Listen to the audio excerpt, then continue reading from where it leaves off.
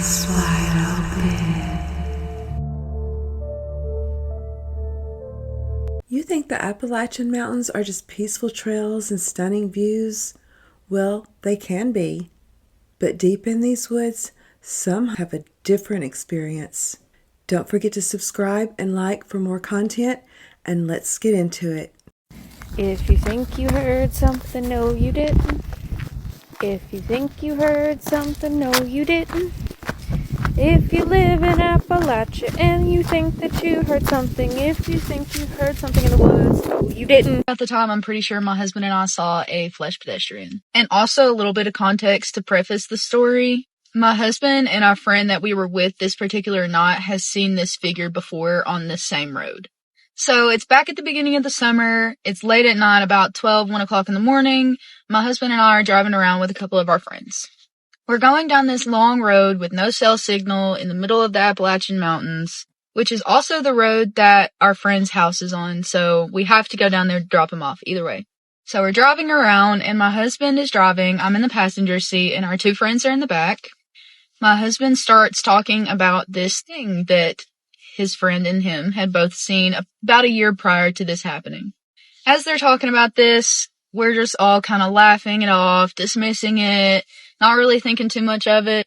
And then literally out of nowhere, we see something fly at the windshield. And I flinch because it looks like there's a rock coming through the windshield. So of course I flinch, but then we all start screaming and my husband swerves, trying to dodge whatever this thing is, and we hear a thump on the top of the car.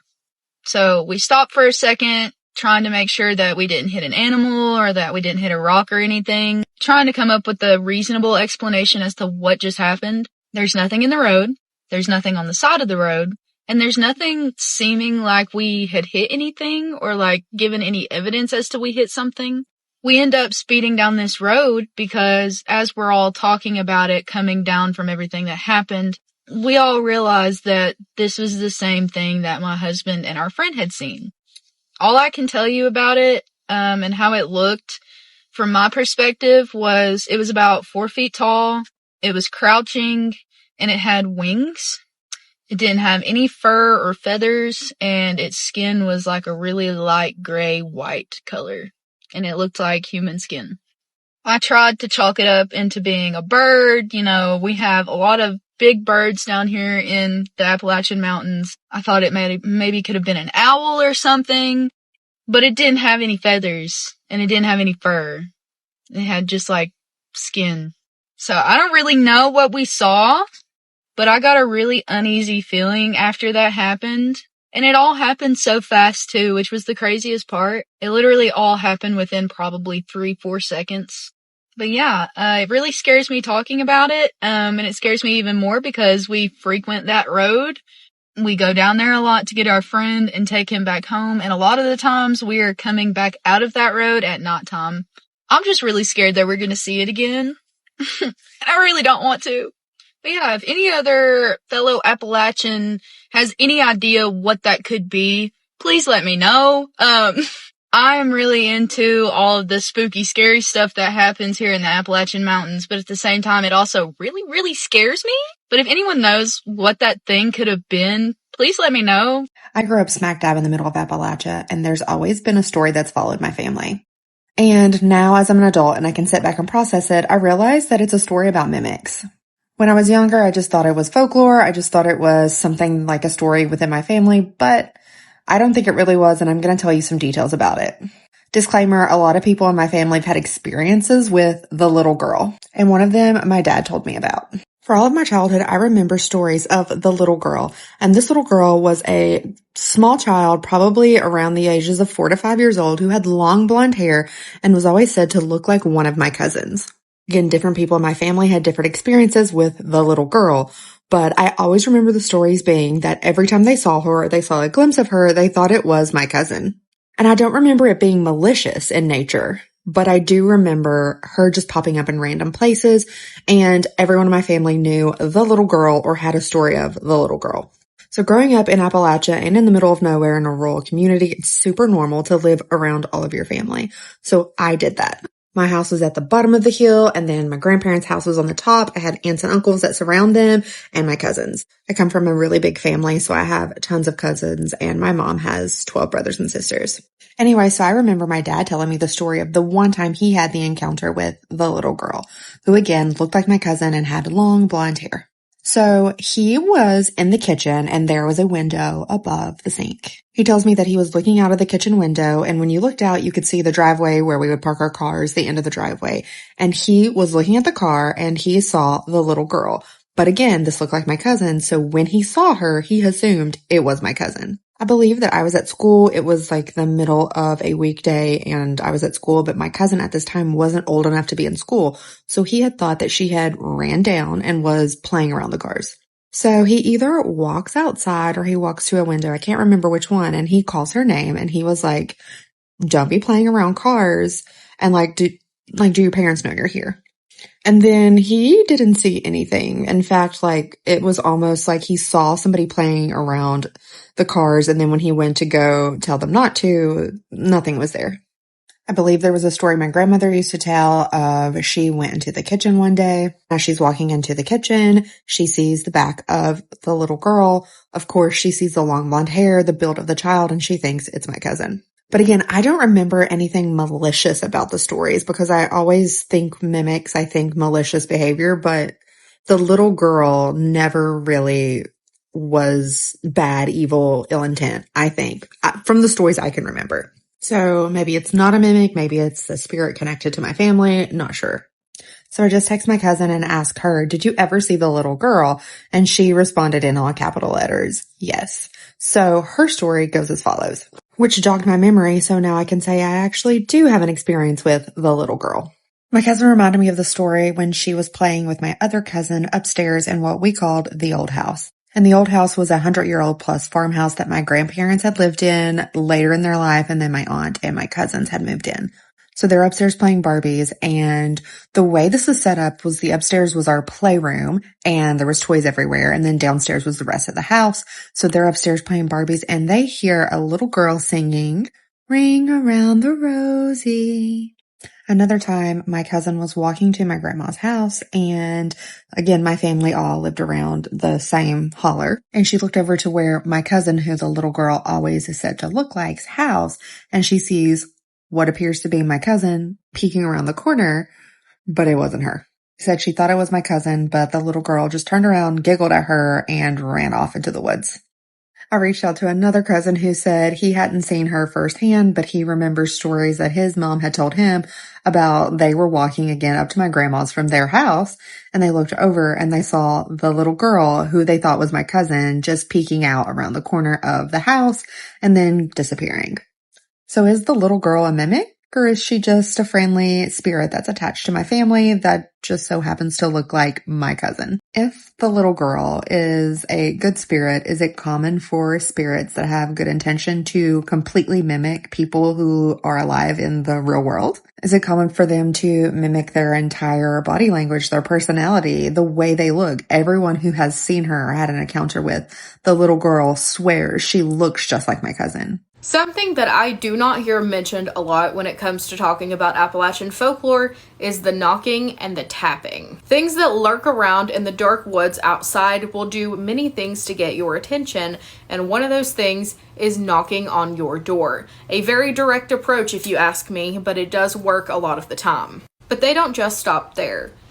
They will knock on your window. They will knock on the side of your house. They will knock on everything at once. It will sound like it is coming from all directions. I've actually received a lot of stories where that has happened to people.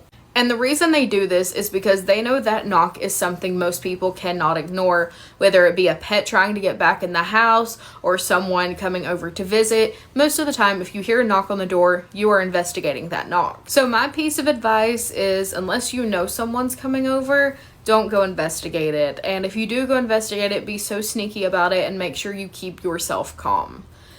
And even if you don't believe in folklore type things, that could be a person. And if a person is knocking on your door, your window, and your walls in the middle of the night, you don't need to go investigate that anyways, okay? That's not your business either. Ignore the tapping, always.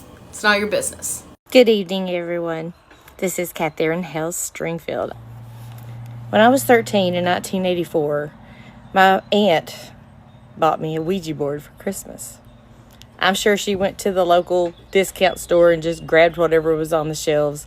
And at that time, Parker Brothers, back in 1984, had a version of a Ouija board. And that's what I got.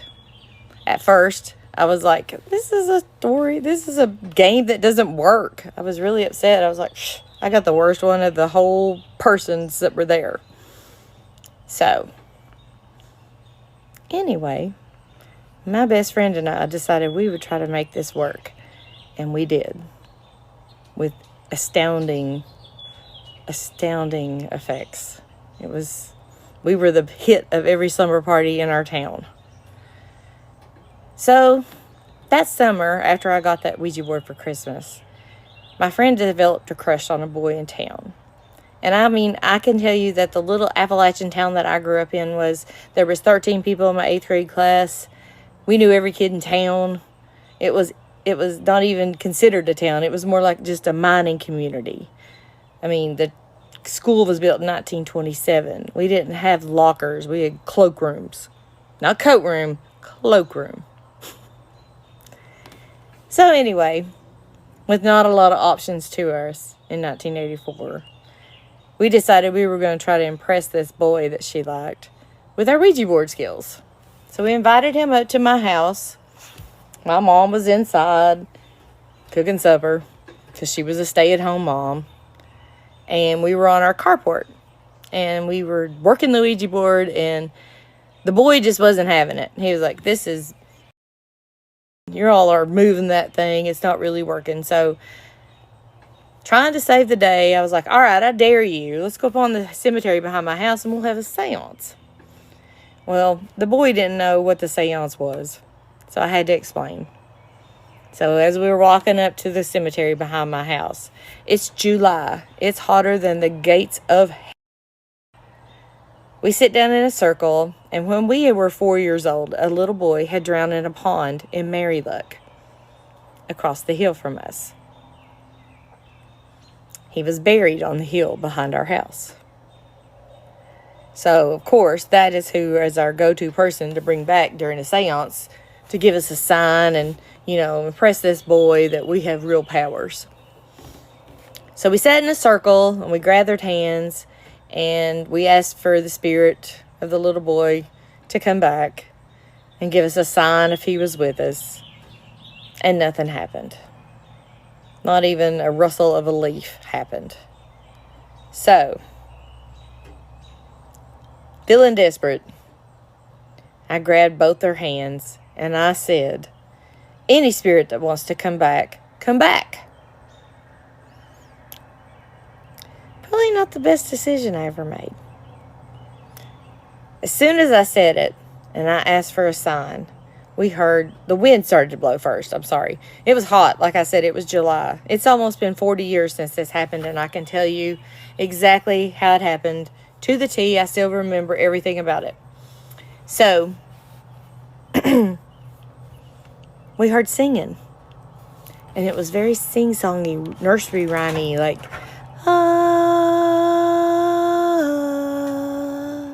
and it carried on the wind. And the wind had started to blow. It had been a beautiful day, not a cloud in the sky. And through the trees, around the hill, we were on the... First of all, I lived in the head of the holler. And if you know anything about Appalachia, if you're in the head of the holler, your house sits in the middle of a horseshoe. We were in the middle. So there was a path that went this way, and a path that went this way, and then a path that went behind us. Because that's how the hills are. So, we heard the singing, and I instantly got scared. I don't know why. I guess because I asked for a sign, and they're singing. So I looked, and the path that was across from me, I saw something coming. And I couldn't breathe. I couldn't breathe, and neither could, my two friends. So we all stood up, and as they came to the end of the path, they came through the clearing. And it was these 3 little kids. And they were as real as you and me. But the one in the back was pulling a red radio flyer wagon. And the little boy in the front had short red hair. He had on a striped t-shirt. And he was just wrong. Everything about them was just wrong. I can't explain it any better than that. It was like you knew they looked real, but they were just wrong. They shouldn't have been there. We didn't know them.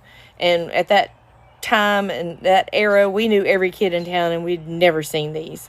Their clothes looked wrong. They looked like they were from like the 40s or the 50s. And what sealed the deal was when they came to the end of the clearing and they looked at us, and that little boy with the red hair in the front goes, "There they are," and pointed at us. I have never felt such fright in my entire life. I felt like every part of me was just peeled apart and out there. The boy we were trying to impress, well, we impressed him really good. He took off. He was gone. He wasn't staying around to see the end of this show. So finally, me and my friend, we were like, we got to get out of here. So we started to run. And I mean, I was 13 years old. I mean, 13-year-old kids running from 5-year-olds, that just didn't happen. But no 5-year-old we ever knew said, "There they are," and pointed at you. They were like, "Oh, hey, let's go play." No. Nope. So as we were running, my friend stopped and said, "Let's see who they are." Being braver than me, of course. And I was like, "Go ahead." And so she hollers and says, "Hey, who are you?" And that little boy with the red hair turned around, and he's like, the most evil laugh I've ever heard in my entire life. My best friend and I ran straight to my house, busted in the back door, bawling, crying, telling my mom, and she didn't believe us. She was like, "You all are making this up." And I'm like, "Look at my face. Do I look like I'm making this up?" And she was like, "That's what you get for working that Ouija board and doing these seances. You need to take it to the burn barrel and set it on fire." And then she told my friend she needed to go home, which she did, because she didn't want to be in the house that was right behind where all of this went down, like I was. I didn't see those kids ever again. The only thing that ever happened that, truly spooked me about the whole thing was that winter was a very bad winter following that July. We missed school from Christmas to like February 14th, Valentine's Day. So one day I got up, and I loved how the fresh fallen snow was crisp and even, and nothing had marred it. It was just perfect. And there was footprints coming down from the cemetery, and they stopped in front of my bedroom window, but there was none going back. That was the only thing that I ever had happen after that. Thank God. Me seeing a catman on my Appalachian property is probably one of the least crazy things that's happened in the Appalachians. Just some of the things that have been spotted here are wendigos, wampus cats, the Mothman, the Wolfman, Smoke Wolf, Bigfoot, the Grafton Monster, the Raven Mocker, the Cherokee Death Cat, the Silver Giant, and Grims. This isn't even touching the tip of it. All kinds of weird shit is out here that we don't know about. And I have a theory on why we're seeing more and more sightings. I think it's climate change. We're disrupting all kinds of animals' habitats on the planet through humanity being destructive to the earth. Why would we think that wouldn't affect cryptids as well? So yeah, the fact that I've seen a catman and other people are saying that they've also seen a catman, yeah, that's not exactly that crazy in the grand scheme of things that have been sighted here. Buckle up, story time. Let me first shed some context on this area. You know how almost every region has a haunted location, like a haunted house? Everyone knows the history there, and everyone also knows that history is a little dark. People funnel all sorts of energy into that location.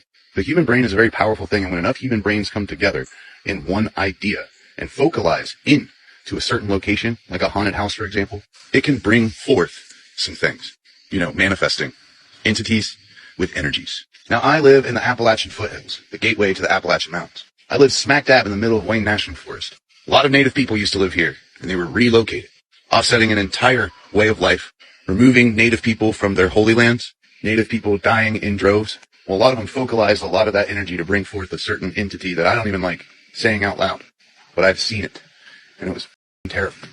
All of our roads around here just go through endless forest. It can kind of get to your head when you're driving at night. Hardly any cell phone service in a very remote and sparsely populated area. One night I was heading home from fishing, just listening to the radio and carrying on, when a coyote stepped into the middle of the road. This thing ain't moving down the road, so I just hit my brakes and I sit there with it in my headlights. When I first saw it, it'd be about as far as where that barn is, but it got about as close to where that fence is right there. It was acting real strange, real confident, nonchalant, like I didn't matter, like that big hunk of steel that I was driving, it didn't care about. It was walking right down the center of that lane. When it gets from about me to that fence, it just stops. I've never seen an animal be so still in my life. So I'm honking my horn at it. I'm making all sorts of noise and hooting. I don't want to hit this thing. I want to just get around it. But something's really striking me off with it. I honk at it several more times till finally I take my car out of park. And the moment I took my car out of park, I saw it stand up. Just like the freaking hair on my arm right now, I saw it stand up on its back legs, man, and it rattled me to my core. We don't even say the name of this thing out loud here.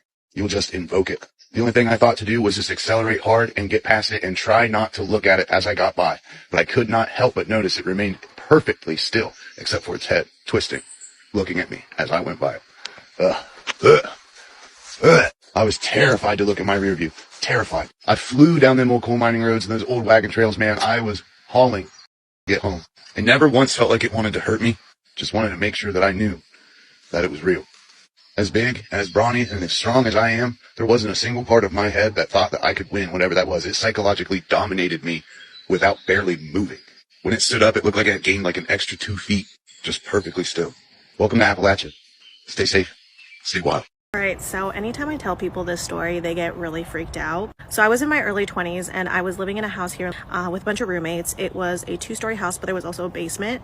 So there was one roommate that lived in the basement. I lived on the first floor, and then there was a second floor and there was a room above me. The room above me always had like rotating roommates. Nobody stuck around for very long. People were only there for a couple months. So a lot of the roommates that we had going into that room, sometimes I never met or interacted with. So at one point we had this girl roommate move in, and the only time I ever interacted with her or saw her was when I let her in to move in her stuff. Now, I don't know if she was the reason for all of this, or if it was the house, or if it was that room. So she moves in, and one night I get sleep paralysis for the first time. I had never had sleep paralysis before, so I didn't know what to do. All I could do was like move my eyes around. And when I started to move my eyes around, the door was like across the room from my bed. So I can see this door, and I look up, and at the corner of the ceiling, I see this dark figure staring at me, crouched in the ceiling. And it looked like it was like seeping through from the second floor into my room. I immediately freak out, so I look away. I can't move, so all I can do is just like look out the window. Where my door was and where I saw this figure staring at me, and it was crouched. It wasn't like standing, it wasn't some tall figure, it was crouched like a demon. But where the ceiling was, where my door was also where the light switch was. So I waited till the sun came up because I didn't want to go anywhere near the door, the light switch. So anyways, after this, I started to get sleep paralysis all the time. I went from never experiencing it all to constantly having to deal with sleep paralysis. I was in my early 20s. I was living on my own. I didn't have a partner, so I was in that room by myself. And I would avoid going to sleep, so I wasn't having really great nights of sleep. I thought, you know what? I'm gonna go see my mom. I'm gonna go spend the weekend with her. Maybe I'll get like a good night's rest. I also grew up really religious. And my mom is very religious. I am not religious anymore. I wasn't religious at the time that all of this was happening. So I go over to my mom's place. I'm sleeping next to her. I'm like, I finally am gonna have a good night's rest. Wrong. Because I go to sleep, and in my dream, I am transported back to the house that I was living in. I was convinced that my soul was in that house that night because it was such a vivid, freaky dream. So anyways, this is what the dream is. We had a first floor bathroom, and it was just a bathroom for people to go. It wasn't like a shower, so it was a very tiny bathroom. So in my dream, I'm standing in this bathroom, I'm looking at my reflection in the mirror, and behind me is this dark entity, whatever you want to call it, shadow figure, demon. and it's right behind me. I see it in the mirror, and so I turn around to see if it actually is behind me, and it is. When I turn around, it pushes me down onto the floor. It starts to hold me down, and it starts to put itself inside of me. It's all black, and it's just going inside of me like this, and I'm like fighting it. I'm like trying to pull it out of me. My mouth is wide open, and I see it going inside of me. I wake up, I'm back at my mom's place. My mom is sitting next to me, but I wake up with sleep paralysis, so I can't move. All I can move is like the corner of my mouth, so I'm like, ooh. I'm like trying to move my mouth because all I want to do is scream. So I'm like, ooh, ooh, and then I finally managed to move my entire mouth, and I'm screaming, and I was in shock. I was so scared, the scariest thing I've ever experienced, that all I could say, the first words that could come out of my mouth was, it was trying to possess me. It was going inside of me. And because my mom is religious, my poor mother, when she heard me say that, she started crying and immediately started praying. So this went on for a couple of months, and again, I don't know if it was that house, if it was that room, or if it was this specific roommate, because when that roommate moved out, they were only there for a couple of months. The sleep paralysis kind of simmered down. Three stories from the Appalachian Mountains are one thing, but when things follow you home at night, that is a totally separate thing. So get ready with me while I tell you about the time I was attacked by a demon in my sleep. Yeah, that sounds a little bit crazy. However, it is a real thing. There is physical energy, like you're tired, you want to climb some stairs, but you're too tired to do it. There's also spiritual energy, things that you need to recharge in your life. And this one night, in particular, things like this always happen at nighttime.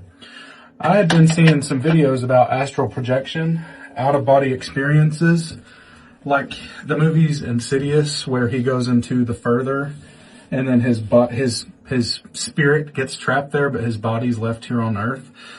I had a full-blown experience like that, and stupidly, I did it on purpose. I wanted to see if I could astral project somewhere cool like Hawaii or something.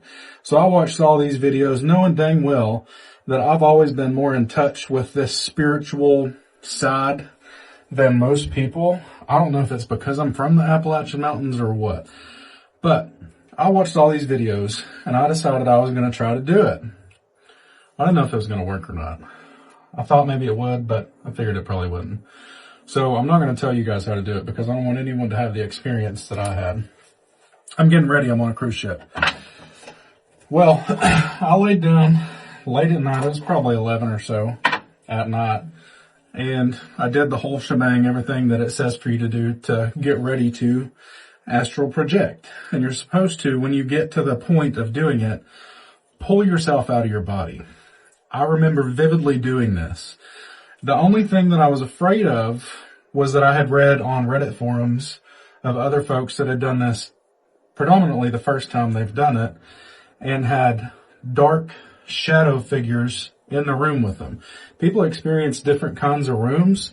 Mine was like a sunken living room kind of. It was like a cave with it was boulders, and there was not a couch, but almost like a ledge, a circular ledge.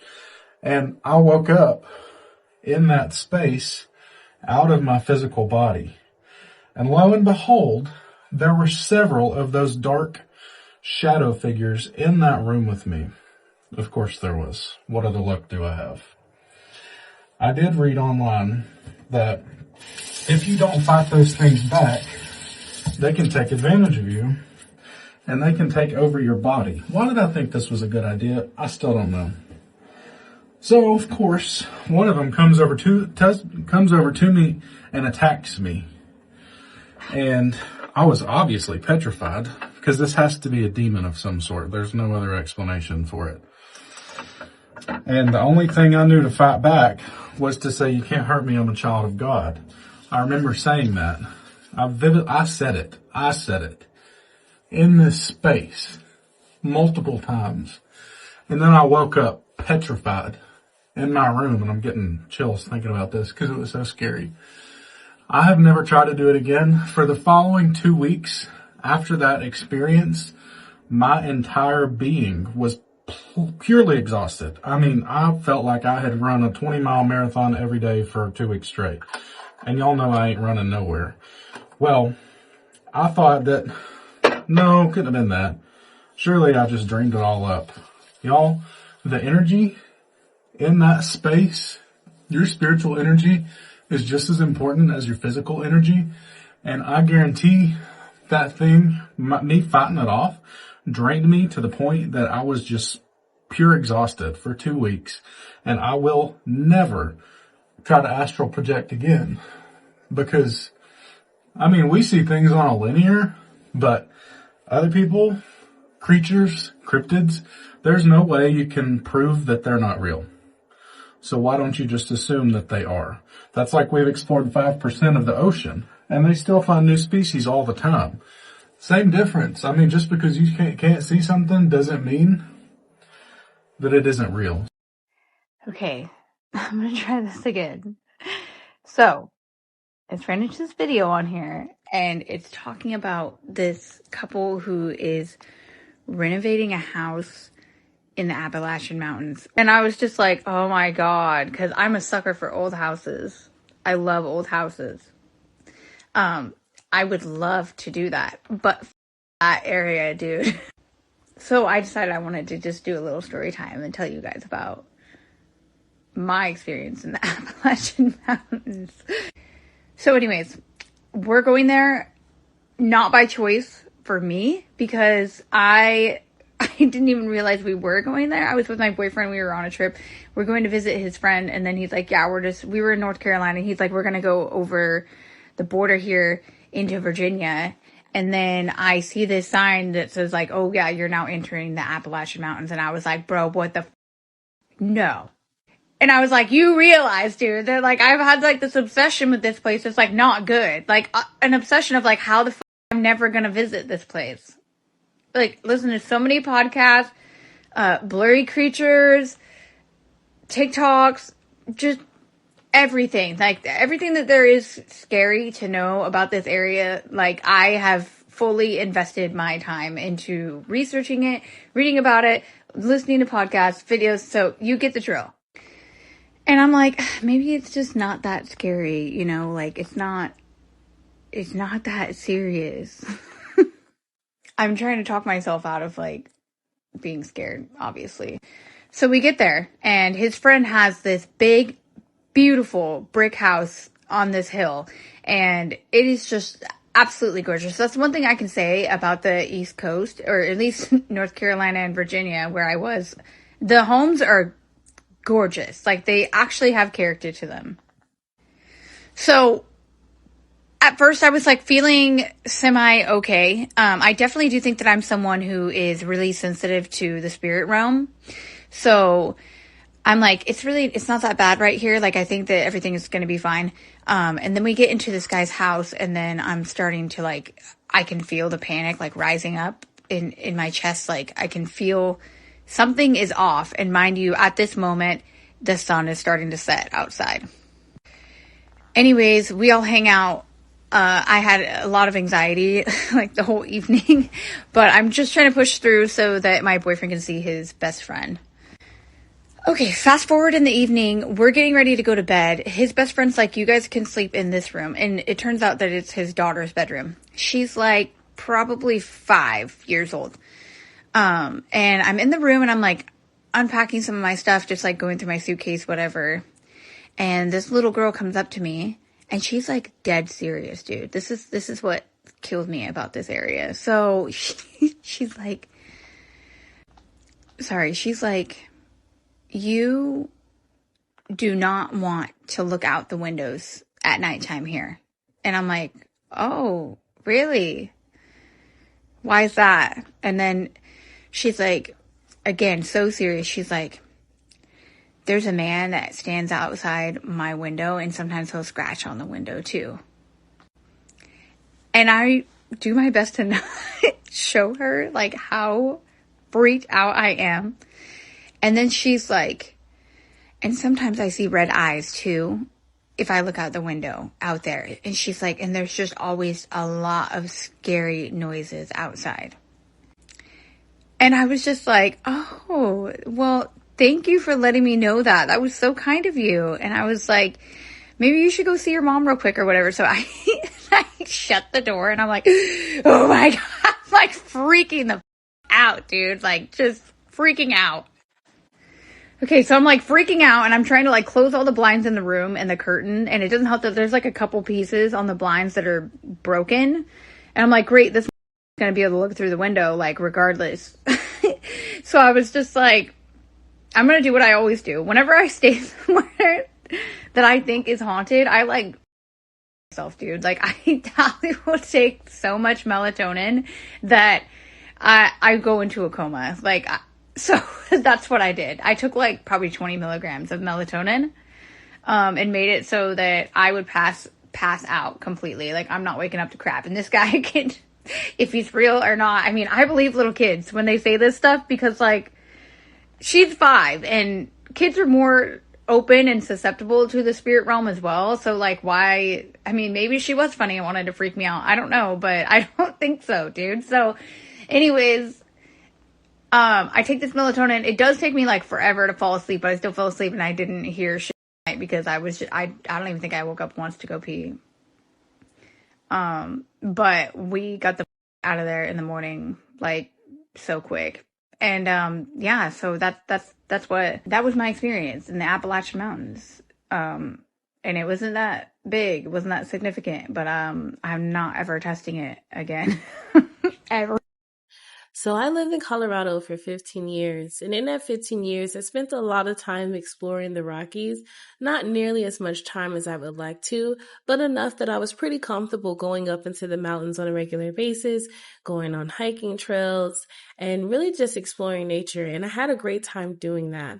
When I came to the East Coast, I thought I was going to have that exact same experience, and imagine my surprise the first time I made it to the Appalachian Mountains and ended up going on a hiking trail there. And it was not the same experience. First of all, let me say that even though it was like 11 a.m., it was still pretty quiet and a little dark, even though it was bright at the beginning of the trail. Like when I pulled up and I parked in the parking lot, the sun was shining, everything was bright and pretty. But once I started to make my way into the trail and make my way down the path, it seemed to just get dim for some reason. It was really quiet at times that, I'm not really used to. There's a silence that comes with being in the forest, but it's not a complete silence. There's always some sort of sound of nature, but it would be very quiet, eerily quiet. There would be times where I would have like goosebumps or I would just get chills. And I'm not saying that I'm like 3 or 4 hours into this hike. I'm saying like I can still see the beginning of the trailhead. Like I'm not too far in and I'm having like all of these experiences. And this was before I actually understood all of the mysteries and the spooky that happens in the Appalachian forest and in the Appalachian Mountains. I mean, so I didn't even make it down the trail, y'all. I turned around. I got too spooked out. I was like, something's happening here. I'm uncomfortable. I'm just going to go back. At the time, I looked at it as like an excuse. Like, oh, I was probably just feeling lazy and looking for a reason not to do the hike. But now all that I've learned about the Appalachian Mountains, no, I probably was really feeling some weird shit, right? In 1987, park rangers in the Appalachian Mountains investigated reports of a missing boy, Daniel, who vanished while camping with his family. Bloodhounds tracked his scent to a clearing, then stopped circling, confused. No footprints led away. 3 days later, Daniel stumbled out of the woods, dazed but unharmed. "Where have you been?" his mother cried. Daniel only shook his head. "I was with the nice man," he whispered. "There was no man," the ranger said. Daniel pointed to the trees. "He's still there." The family turned. At the tree line, a tall, shadowy figure stood watching. When they blinked, it was gone. This is why the Appalachian Mountains are dangerous, and locals don't go deep into them. There was a man named Roy, a moonshiner, hiding illegal stills in the mountains, but every time they were found. So Roy wanted a place no one could reach. An old native man warned him there was a spot his people never went to, a forbidden place. Bad things lived there, but no one would ever find you. Roy went anyway. 2 days hiking, thick brush, no sunlight all the way. Something followed them, heavy, moving, never seen. When they reached the clearing, they saw huge holes in the ground, 3-4 feet wide. Then a deer stepped out, shaking, frozen. It stopped near one hole, and in 1 second, something exploded from the ground and dragged it under. Gone. Roy walked closer. 4 thick shapes moved in the dirt like pipe cleaners. Then they twitched. Spider legs. That night they camped all night, scratching, hissing. By morning their tents were wrapped in webs. Roy believed one thing. The tents saved them because the spiders thought they were already caught. I'm about ready to crap my pants. This is the worst feeling I've had in a long time. I don't know what to do. This feels like a bad situation. What was that?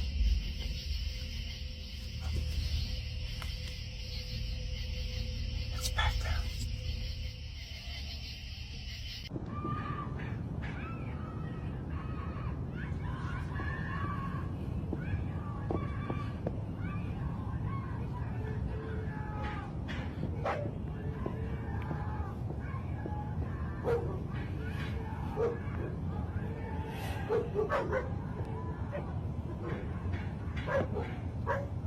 Mike.